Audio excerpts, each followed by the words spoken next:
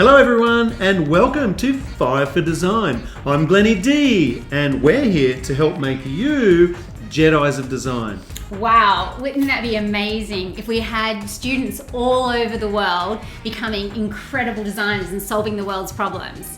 Well, that's why we're here today, and we are hoping that whether you're in the classroom or at home, you're joining us to make sure that you can improve your design skills for STEM. So what does that all mean? How's it going to work? Well, Glennie D and myself have organised a series of 5 activities for you this week, for you to practice just 5 minutes a day, and then on Friday we're going to do a fun challenge. Fun challenge? Before we have a look at this week's lessons, remember, no engineer, designer, artist ever outgrows drawing lines.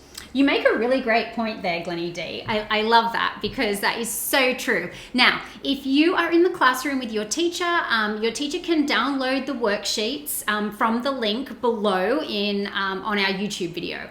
If you're at home and you don't have access to the worksheets, then all you'll need is a pencil and paper.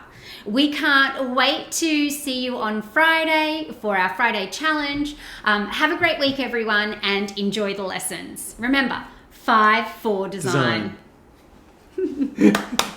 Thanks for joining in. Let's jump straight into the drawing. Choose either of these.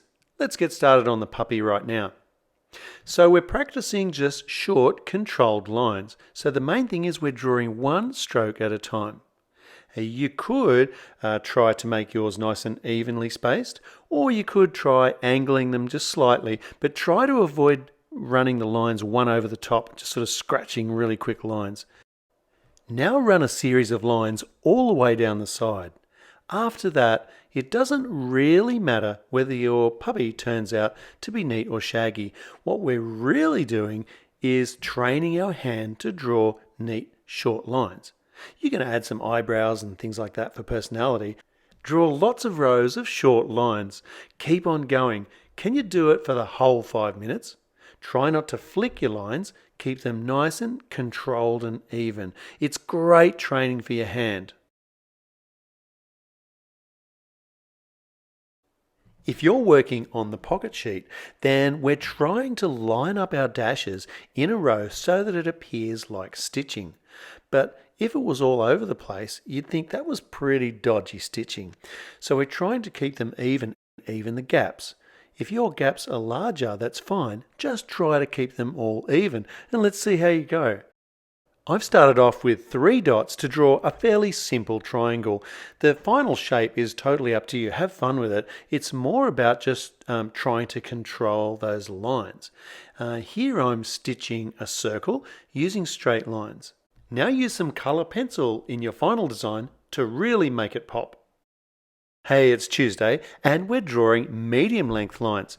This is a great practice activity, but here's the key. Designers always draw a line with a start and an end in mind, so something to aim for. Even if it's an imaginary point in space, I always have somewhere that I'm aiming for. Let's start off in this sector, and as I said, I'm going to place a few marks on the web to aim for. If you happen to miss, as you will as a beginner, that's no problem. It's just something to aim for. It's not an exercise in being perfect.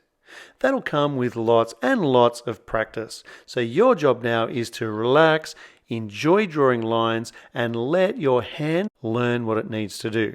So you are doing an awesome job if you can complete this spider web in less than 5 minutes drawing nice, careful lines. Your spider will be super happy with you. If you want to try again, grab some scrap paper, draw 6 lines, and then continue drawing in these web lines. Hi, it's Wednesday, and Wednesday is curly lines. Let me show you something at the top of your screen. I'm planning a start and end to my line, and I'm drawing in a curve. But here's the best single thing to avoid for beginner drawers. We tend to want to sketch lines as beginners. We draw 20 lines when 1 line will do the job. Here's a great exercise for you. Somewhere on your page or on a scrap piece, just sketch a curve and then take your pencil and trace along it. And then slowly you'll be able to get more and more confident. Now draw a longer or more complicated curve and repeat. Hey, you're doing great. Here's my starting point. Now I want you to confidently trace around the tentacle. Doesn't need to be exactly on, it's just a suggestion for you. Come back and then put a second line right inside. Let's see how you go on this more complicated one. I think I'll continue this line around and make it a curly whirly tentacle. All right, let's speed this up a little bit. And you just continue on like that. Now on the other side, the shape of the tentacles is totally up to you. Try and come up with something original. Down the bottom, I'm bringing this one around and I'm going to loop it to make it look like it's holding onto something. It's actually a pencil, and while you're drawing the octopus is drawing you. These little, actually I don't know what they're called, little sucker things on the octopus. It's just like half circles. If you're colouring the octopus, please do a good job. We don't want to make this vampire octopus angry. For an even trickier Wednesday option, let's have a go at drawing the petals on this plant. I'll get you started with this dotted outline, but I'm still looking at where I start and stop. And I'm drawing in that one line. Remember, we're trying to avoid sketchy lines. We just draw one line, even if it's not so accurate. It will get more accurate, I promise you. Now carefully work your way around the flower, drawing in more of the petals. Try to keep them long and thin rather than too rounded. It'll make the next step easier. I'll show you in just a sec. Follow me as I start in this section. There's my aiming mark and I'm drawing a petal in between. I really have to make sure it's long and slender to fit in there. So keep working around again. If you need to, you can overlap. Let me show you one here. The next starting point is in between the petals. There's my starting point. And then just neatly draw in the tips that's hidden behind all the other petals. We're going to fill in the center of this flower with lots and lots of little circles. And finally, we'll add a stem. I hope you're all warmed up. Thursday's activity is to create a star chart, a map between the stars. It's to practice long lines. I would grab a texter and then place at least 20 dots on a sheet of A4 paper. Any scrap paper will be fine. Choose any dot to start our journey and then choose a star, maybe one that's fairly close for our first hop, and draw a line. Remember, one straight line, no shaggy, sketchy lines. Next star jump, let's pick one a little further away and connect it as well. I'm looking at one even further away. Let's launch. Boom. Excellent. What happens if I aim for a star but I miss? Relax. The stars are just something to aim for. We can do a little course correction and with a little push, pop, across to that star. Let's get our confidence back with a close one. Now let's aim for the stars. And continuing on, we hear reports of strange flying saucers in a distant star. So we're going to hyperdrive across and check that out. Goodness knows what's waiting out there to be discovered. So let's push on and keep plotting a course through our galaxy, from star to star. If you're confident, keep those long jumps coming.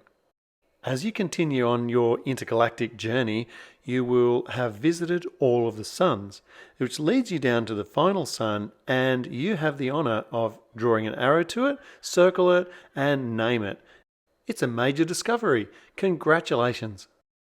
If you practiced at home drawing long lines every day for just 1 week, something magic happens. You'll find that you're drawing much more confidently and accurately. So why not give it a go?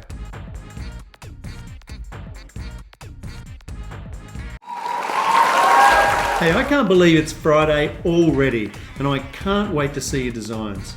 Absolutely. We would love to hear from you, whether you've got a question or you'd like to actually share with us what you've been doing during the week, or some images from today's challenge. So please make sure that you post your challenges on Facebook, Twitter, or Instagram to @Splat3D. Like and subscribe this video so you see the following weeks of our series. Yeah. And also, if you do want to email us, we're available at admin@splat3d.com, and I'll make sure all the details are below. So enjoy the challenge and have an amazing week. We see you next week. Glennie D? Okay, bye. It's Friday Challenge and we are putting it all together. So we're drawing a cityscape, freehand, no rulers.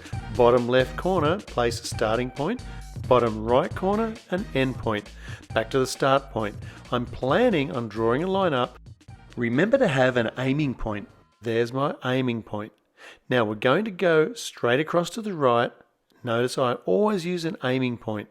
Then we're going up and across again.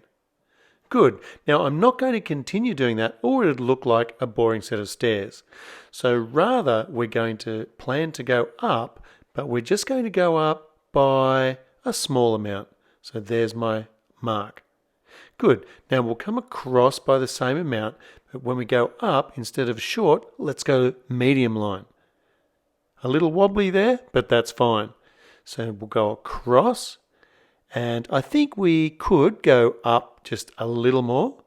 Now that we've reached halfway across the page, we need to start moving downwards. So there's my aiming point, straight down, again across to the right, and then I'm going to work my way in pretty much any shape you want. You just need to end up on that finish point. So watch as I complete my little steps downwards. Notice I've got some wide, some narrow. Try to mix it up a little bit. Everyone's should look a little different. Have a look on the left side where I've drawn the arrow. There's a point. Now we're going to drop a line straight down. Don't go off the page. Try and stop roughly where your start mark is. Okay, so we're going to work across from the next corner and drop a line straight down and the next and the next. Don't worry if your lines aren't perfectly straight. It doesn't need to be perfect to look perfect when we finish. Let's add a bit of variety now by adding some different shapes to the roofs. For the first one, we'll draw a simple triangle on top. With a starting point, let's add a different shaped triangle to the top of this roof as well. Next building has a massive sign on top. We'll stack some big blocks to the top of this building. And through this aiming point, I'm drawing a massive dome. An aerial here. An old-fashioned looking roof for this building. And finally, maybe a factory or modern looking roof. Apart from the fabulous roofs that you've drawn, the shapes of the buildings are pretty much the same. So now we get to use some design detail using all of our lines to go back and design some style into these buildings so they look different to the one that it's standing beside. And now I'm revealing the super challenge. We're going to layer some more buildings behind these ones. Here's how it works. Pick any building and then somewhere on top, give yourself a starting point. Draw a line straight down and stop at the building. I'm thinking of dropping one down there as well, but let me darken in that one and then draw in that line. So there's a building sitting in behind. So just like before, I'm roughing in the shapes of the buildings and then going back with some design detail. What else can you think of that might be in a cityscape? An aeroplane, a crane? I'm Glennie D. Can't wait to see some of your work. Hope you can share.